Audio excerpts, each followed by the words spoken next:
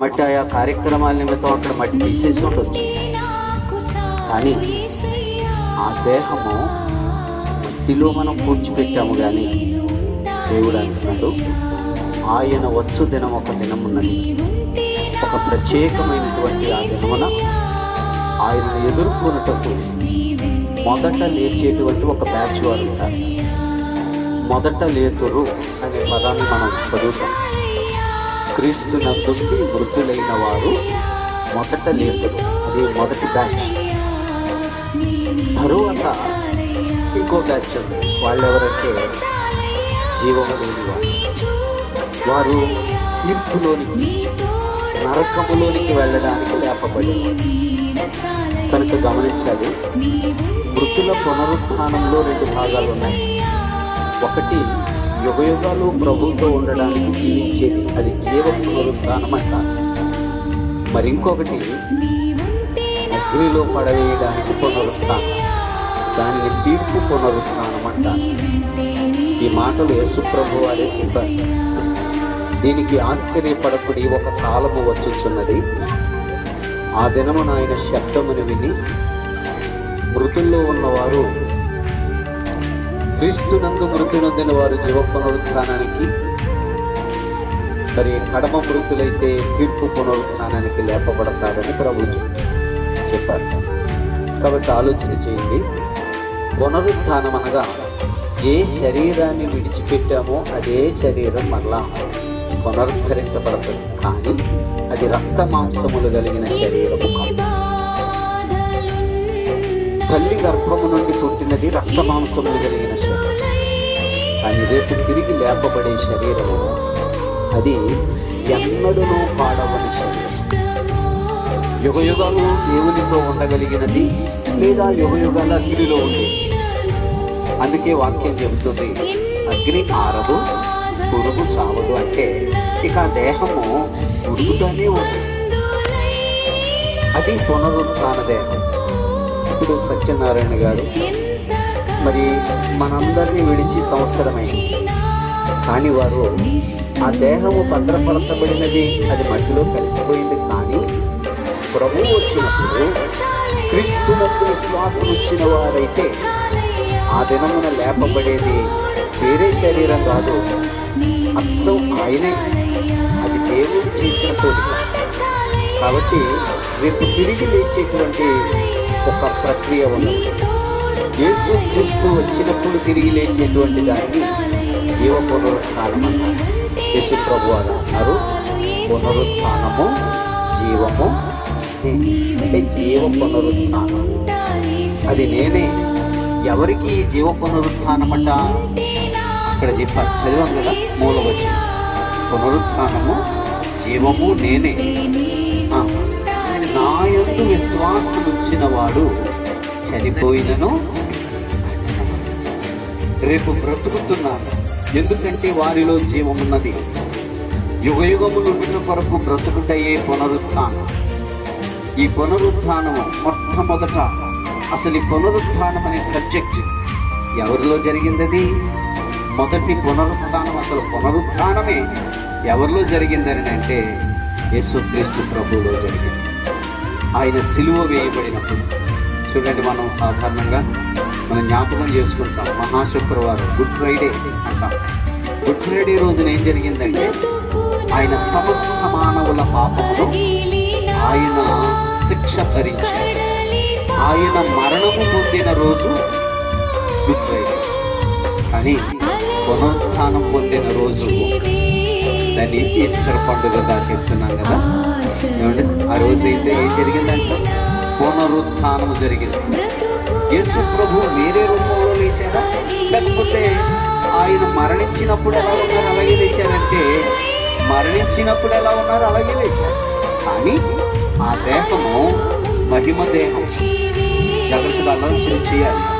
ఆ దేహము తల్లి గర్భంలో నుండి వచ్చినటువంటి రక్తమాంసములు కలిగిన దేహం కాదు, పునరుత్థాన దేహం. అందుకే యేసు ప్రభు వారు ఆయన పునరుత్థానుడైన తర్వాత తన దేహాన్ని కనపరిచారు, చూపించారు. ఇప్పుడు చూడండి, ఈ మట్టి దేహము రక్తమాంసములు కలిగిన దేహము ఒక గదిలో పెట్టి తలుపులు వేస్తే అవసరం పక్కకి వెళ్ళలేదు. కానీ మహిమ దేహము వారందరూ తలుపులు మూసుకుని ఉండగా వారి మధ్యకి వచ్చారు. అంటే చెప్పండి, అది ఏ దేహము?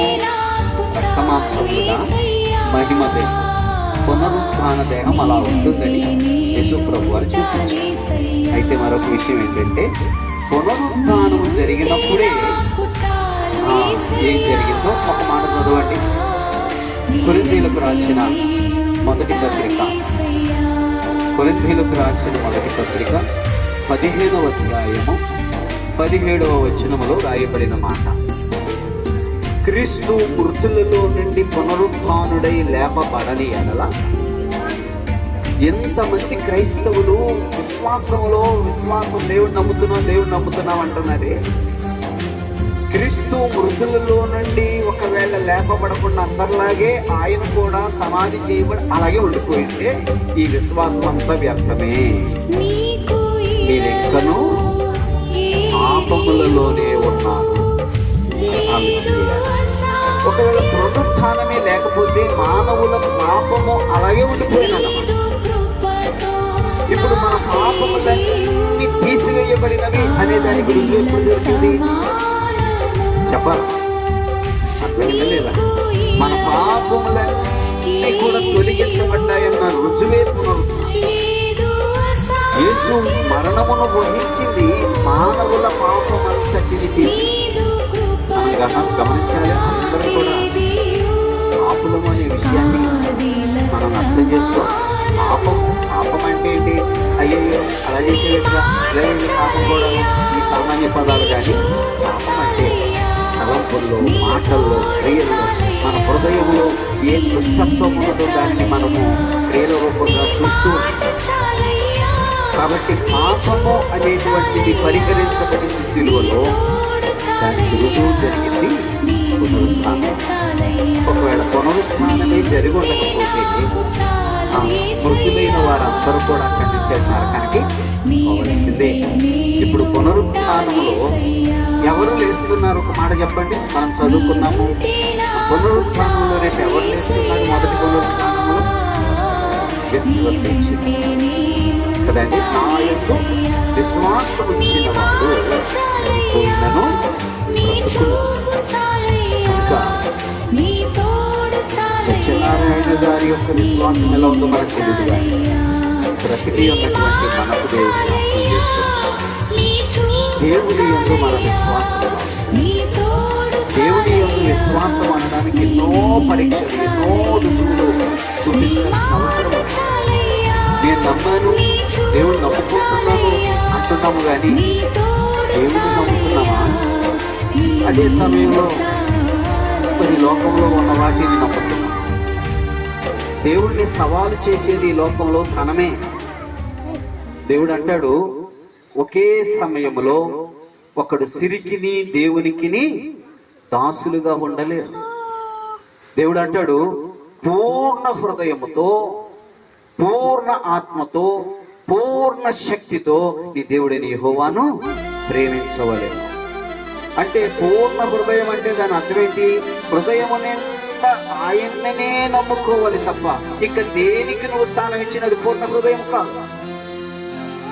ఇవాళ చాలా మంది క్రైస్తవులుగా కనబడుతున్న వారు దేవుడిని నమ్ముతున్నామని చెబుతూనే లోకంలో ఉన్నటువంటి ఈ వనరులను నమ్ముకుని, ఈ వనరులు ఒకవేళ నీ నుంచి దూరం అయితే అయ్యో నేను బతకలేను అని భయపడతాను. ఒకసారి గమనించండి, దేవుడు మనకు పునరుత్థానం ఇచ్చాడు కేవలము నమ్మిన వారు కదండి. ఒక పాటలో ముంగమూరి దేవదాసయ్య గారు రాసిన ఒక పాట ఉంటది కదా, కేవలము నమ్ముకొనినా పరలోక భాగ్యం, పరలోక జీవంబు మన కప్పు. విషయ పదం కేవలము నమ్ముకుంది.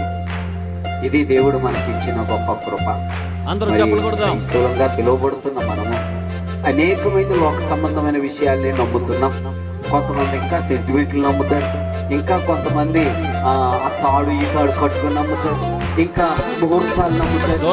చాలా వాటికి హృదయంలో కావుండి నేను ప్రభుత్వం నమ్మాను. మోసపోతున్నా.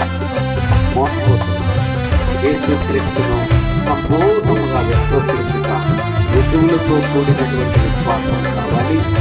అందరూ చప్పుడు కొట్టండి, భజన చేద్దాం, యేసయ్య భజన చేద్దాం. అనుక్షణము నిన్నే కొలుతూ పునరుత్థానుడా, మృతుల పునరుత్థానం ఉన్నది. కాబట్టి సత్యనారాయణ గారి పునరుత్థానుడా, పరిశుద్ధుడా, మనము సంపూర్ణ విశ్వాసం ప్రభువుని ఆధారపడి ఏదైనా సరే ఆయననే నమ్ముకొని ఆయన ఎదుట మమ్మల్ని ఆయన మీద ఆధారపడి కొనసాగినప్పుడు దేవుని యొక్క విశ్వాసం ద్వారా మనం దేన్ని పెంచుకుంటున్నామంటే పునరుత్థాన బలాన్ని పెంచుకుంటున్నాం.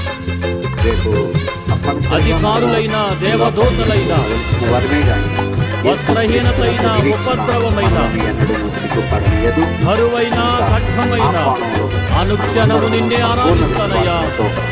ఆమేన్. అధికారులైన దేవదూతలైన అధికారులైన దేవదూతలైన వస్త్రహీనతైన ఉపద్రవమైన దేవుడి పరిశుద్ధ వాక్యము జీవనకరముగా దయచేయుగాక. ఆమేన్. పాడదాం. వస్త్రహీనతైన ఉపద్రవమైన కరువైన ఖడ్గమైన కరువైన ఖడ్గమైన అనుక్షణము నిన్నే అనుక్షణము నిన్నే కొలుతూ పునరుత్థానుడా, అనుక్షణము నిన్నే కొలుతూ పునరుత్థానుడా.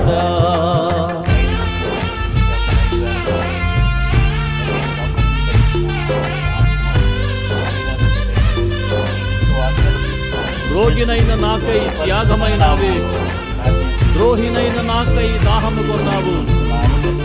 ఎంత ప్రేమ కలిగిన దేవుడవయ్యా, నీ ప్రేమను వర్ణించుట మాకు అసాధ్యం. Thank you lord.